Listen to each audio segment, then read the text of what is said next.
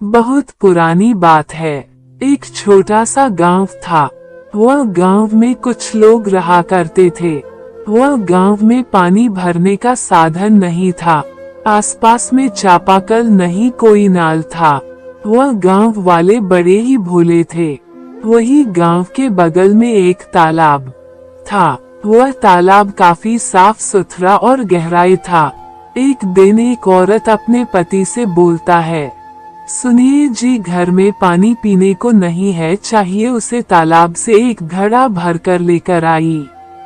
फिर वह पानी भरने चला जाता है। जैसे ही वह पानी भरने के लिए तालाब के नजदीक आता है, अचानक से वह डूबने लगता है। फिर देखता है एक चुड़ैल वहां पर खड़ी है। फिर वह चुड़ैल उसे मार डालती है। अगले दिन जब उसकी पत्नी तालाब के पास आती है, रामू को देखने के लिए, तो आसपास कोई नहीं दिखता। फिर अचानक से चुड़ैल प्रकट होती है। क्या तुम अपने पति को ढूंढ रही हो क्या? अच्छा ठीक है, रुको, मैं तुम्हें भी वही पहुंचा देता हूँ। और फिर उसे भी मार डालती है। बगल में एक आदमी खड़ा होकर सब देख लेता है और गांव वालों को जाकर बताता है। अरे भैया, हमने तो तालाब के पास एक चुड़ैल को देखा और वह रामू और उसकी पत्नी दोनों को मार दिया। क्या क्या क्या बात कर रहे हो तुम? आज तक ऐसा हो ही नहीं सकता। हम लोग तालाब के पास तो डेली जाते हैं और तालाब हमारा इतना पुराना है। तालाब के पास कैसे कोई चुड़ैल आ सकता है? आपको यकीन नहीं होता तो आप जाकर एक बार देखिए, वह तालाब में एक चुड़ैल है, मैं सच बोल रहा हूँ। फिर वह गांव वाले सब मिलकर तालाब के पास आते हैं और देखते हैं तालाब के आसपास कोई दूर दूर तक नहीं दिख रहा। रामू, तुम झूठ बोल रहे हो। हमने वापस जाकर देखा, तालाब में कोई नहीं था। सच में मैं झूठ नहीं बोल रहा। फिर वो अकेले उसे तालाब के पास जाता है और चुड़ैल आता, मैं तुम्हारा ही इंतजार कर रही थी। फिर चुड़ैल उसे मार देती है और मारकर तालाब में छोड़ देती है। फिर गांव वाले सभी मिलकर देखते हैं कि सचमुच इस तालाब में एक चुड़ैल है। अब हमें कुछ करना होगा, नहीं तो वह चुड़ैल सबको मार डालेगी और पूरे गांव में एक ही तालाब है और वह तालाब में चुड़ैल है। फिर हम लोग पानी पिएंगे कहाँ से? हाँ ठीक है भैया, आप तो सही बोल रहे हो। चलो हम लोग चुड़ैल के पास जाकर बात करते हैं और वह चुड़ैल आई है कहाँ से और क्या चाहती है। फिर वह लोग चुड़ैल के पास जाते हैं और बोलते हैं, तू कौन है और यहाँ क्या करने आई है? और तुझे मेरे गांव के अलावा कोई नहीं मिला?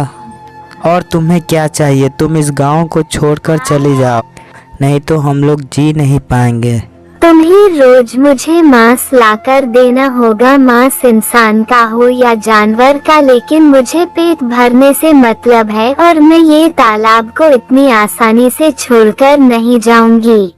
ठीक है, आपकी इच्छा हम लोग पूरा करेंगे, लेकिन आप इस तालाब के आसपास रहना, तालाब के अंदर नहीं, नहीं तो हम लोग पानी कैसे भरेंगे।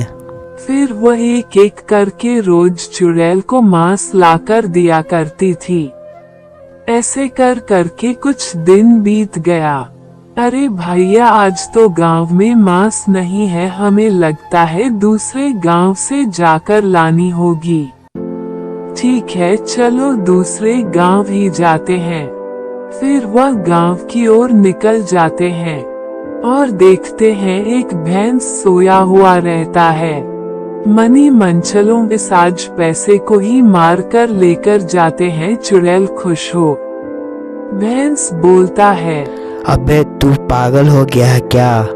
मुझे क्यों मार रहा है? और मैं तुम्हें कोई आम भैंसा दिख रहा हूँ?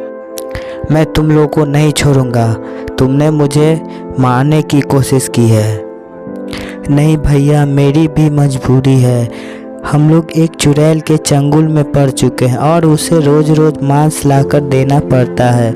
इसलिए हम सोचे कि आप एक भैंसे हो और आपको मारकर उसे मांस बनाकर उसको हम सौंपने वाले थे। कौन चुड़ैल है मुझे बताओ, मैं देखता हूँ। भैया, वह चुड़ैल एक तालाब में रहती है और तालाब के आसपास वह कहीं नहीं वहाँ से जाती है। अच्छा, तो वह चुड़ैल है तालाब वाली। ठीक है, चलो मैं चलता हूँ और देखता हूँ वह कैसी चुड़ैल है। अबे ओ चुड़ैल, तू पागल हो गई है क्या? तू इन गांव वालों को क्यों परेशान कर रही है? फिर चुड़ैल बोलते हैं, तू कौन है? और मैं इन गांव वालों को मांस लाने के लिए बोली थी और तुम्हें ही लेकर आ गए। चलो कोई बात नहीं, आज मैं तुम्हें ही खाऊंगी। तू मुझे क्या कोई आम भैंस समझी है क्या? मैं तुम्हें नहीं छोड़ूंगा, मैं तो तुम्हें ऐसे ही मार डालूंगा। ऐसे बोलकर वह चुड़ैल को पानी से बाहर निकलवा लेती है और वह भैंस कुछ मंत्र पढ़कर उसे चुड़ैल को जला देता है। गाँव वालों, अब तुम्हें कोई बात की दिक्कत नहीं है, तुम लोग आराम से रहो और अगर तुम्हें कोई हानि पहुंचाए तो मैं बगल के गांव में ही रहता हूं। हम तुम्हारे लिए हमेशा मौजूद रहेंगे। तुम्हें कभी भी मेरी ज़रूरत हो तो आ जाना, हम उसी गांव में मिलेंगे। ठीक है भैया, आपका बहुत बहुत धन्यवाद। हमें नहीं पता था कि आप इतनी मुझे मदद करेंगे। आपका बहुत बहुत शुक्रिया। ऐसी ही कहानी नई नई देखने के लिए हमारे चैनल को सब्सक्राइब करें और लाइक करें, साथ में शेयर करें।